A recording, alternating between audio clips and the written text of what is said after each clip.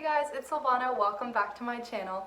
So in today's video, I'm really excited to make it in the sense that I think it's a little more like serious and a bit more deep, if you will.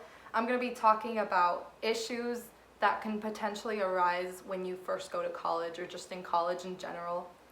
Some of these issues I've talked about very briefly, but today I'm going to be going in depth and like talk about, personal issues, stuff that I personally dealt with, stuff that people close to me have dealt with, just in hopes to help people starting college soon or in college. If this video helps one person, then my job here is done. That's all that I care about, really. So I feel like this video is going to be a lengthy one, so let's just get started. So this issue I have talked about briefly, but today I want to get in depth with it, and it's homesickness.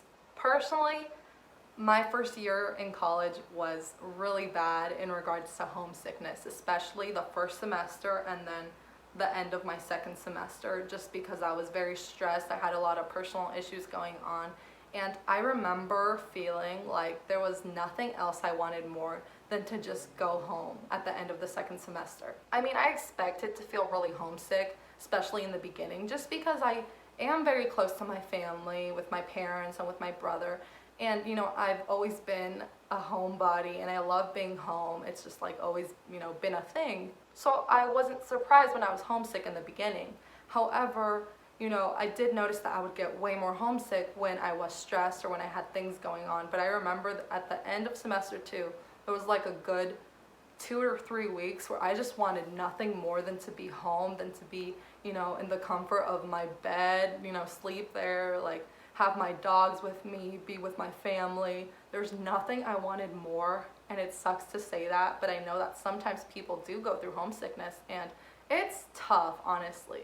I think it's, in theory, it's like, oh yeah, homesickness, but when you're actually going through it, it's intense, and it's, it's different. I've never been away from home, so it was definitely a big change to go to college, and not even college like, oh, half an hour from my home, like about 3 hours away. That definitely took a lot of adjusting for me. One thing I will say though is that I don't think I have been very homesick this semester. I'm a sophomore now, and without a doubt it's been a lot easier. I thought I would be a little bit, just because I was home for the summer for a good 3 months, and I am again very close to my family, so I did think I would get a little homesick, but I haven't. And I think what really helps with that is the fact that I'm constantly communicating with my family, that being through texts, phone calls. I call them practically like every day or like every other day, constantly talking to my brother and my parents. And I think that's helped so much. So that's a tip that I would give you if you're struggling through homesickness.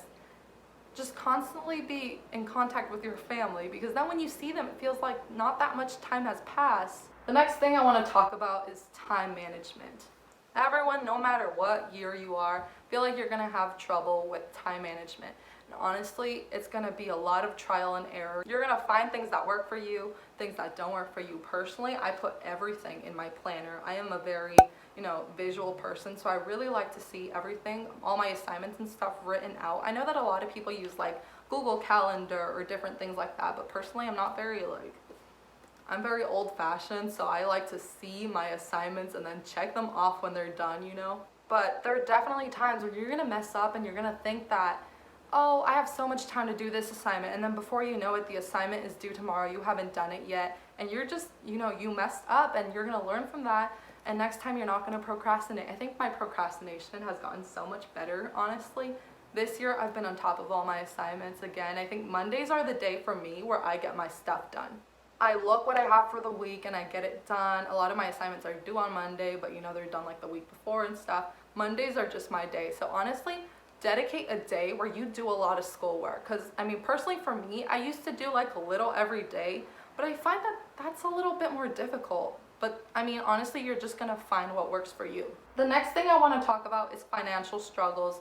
I'm not going to talk about financial aid that much and in regards to paying tuition, because I feel like that can be a whole video in itself. But point being, I have had my struggles with financial aid to the point where that doesn't come through till super late, and I've had to pay tuition and all my housing out of pocket and stuff, and it's definitely been something stressful, to say the least. So stressful.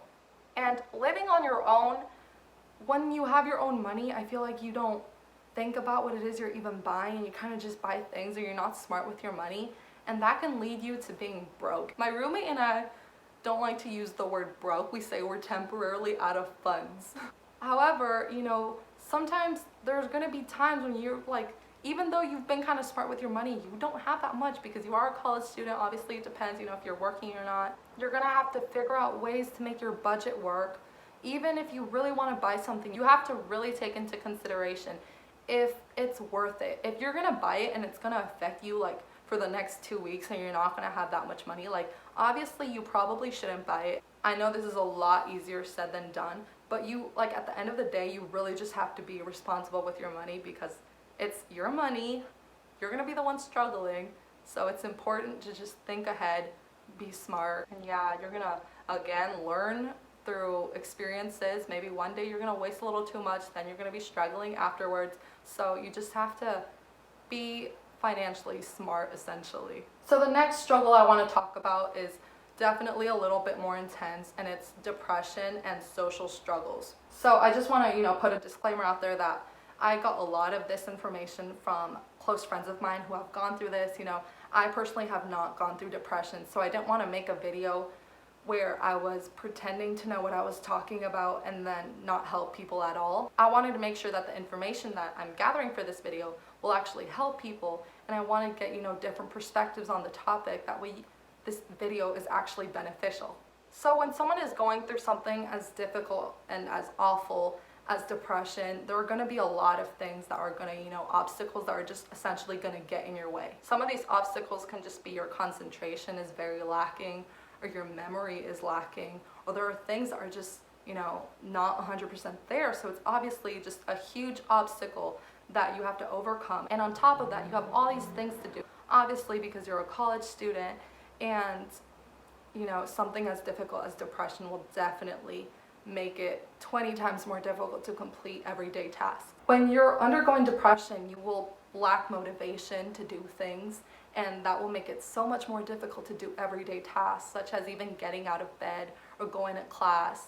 And when you finally, you know, go to class, or you do your everyday mundane activities, they're almost so draining on you that you don't even, like, you don't know why you're doing it at the end of the day. Because when someone is undergoing depression, obviously not everyone undergoing it, but, you know, the people that I did talk to, they did tell me that sometimes it's hard to sometimes even go to class, you know, do your schoolwork, because you don't have a care in the world, and you have to find the motivation somehow to do something you don't care about. And I think that just ties back to knowing at the end of the day you're in college for a reason, and though, you know, it's obviously going to be difficult to do certain things, you have to just remember that this will all be worth it. This will, you know, pass through. This is getting really deep, I am sorry. But it will, you know, get better. So that's why you constantly have to be pushing yourself to keep on going, even though at the moment it may seem like the hardest thing ever, like you don't want to do it, like you couldn't think of anything worse. The next thing I want to talk about is anticipatory anxiety. I don't know, like I probably struggle to say that word because it's like anyway. And this is something that I go through so much, and that's basically just being stressed of upcoming things that haven't even happened yet. For example, being stressed for like assignments that are yet to come. On my Canvas, or, you know, like the portal, you can like scroll and you'll see, you know, upcoming assignments for weeks after. You can practically see the whole semester. And sometimes I'll just get so stressed looking at that huge list of assignments when I don't even have to worry about it until, you know, like weeks now. Like, you have time. However, you just get stressed about things that are practically out of your control. You're constantly being worried of things that are yet to come, essentially. And this could even be like talking to people, or like social anxiety. A lot of people undergo social anxiety. Sometimes it's really difficult for me to just like open up myself and talk to people, even though I don't want to, and sometimes I'll force myself, even though I don't want to, and it's not easy. It's something that's definitely easier said than done. Sometimes I think about it in the sense that, you know, if I talk to these people, it's just gonna become easier after a while. I'm not gonna experience like any kind of anxiety like this in regards to social anxiety. So it's definitely difficult, and when you're going through it, it's awful. Another type of anxiety that I want to talk about is test anxiety, and oh boy, do I feel this. I noticed that my test anxiety is extremely bad.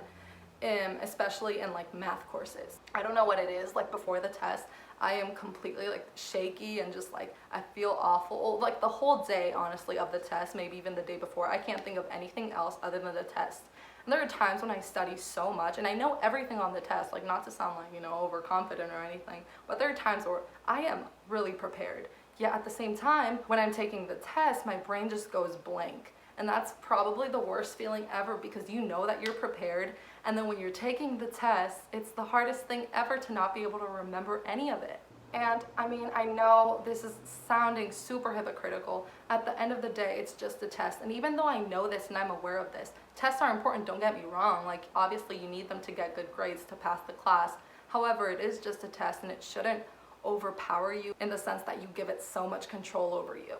And it's very hypocritical of me to say this because I know that I'm still gonna get test anxiety, but it's sometimes like out of your control and it's super difficult to deal with.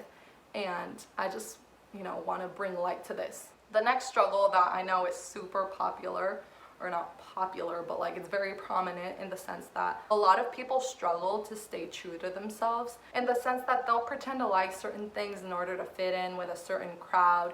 And I know it sounds so like immature in a way, but I feel like when you're placed in that situation, like you kind of want to be liked and you want to fit in, especially when you're in a new atmosphere and you want to just be like other people and you want other people to like you. I think I kind of fell into this probably my first semester just because, you know, everything was so new to me. And I, you know, as you kind of go through your, you know, semesters or whatever, you realize that at the end of the day, you really only need like 2 or 3 close friends, people you actually talk to on a constant basis.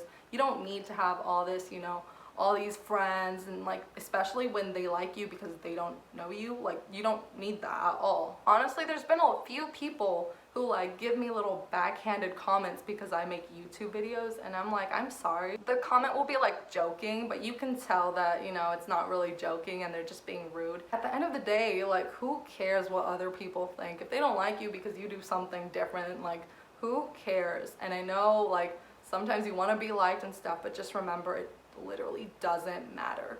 The last thing I want to talk about is the difficulty of finding the balance between being the best student you can possibly be but still enjoying it. I don't know about you, but I'm going to be in school for a while. You know, after this, I'm going to go to pharmacy school. You know, I'm definitely going to be in school for a very long time.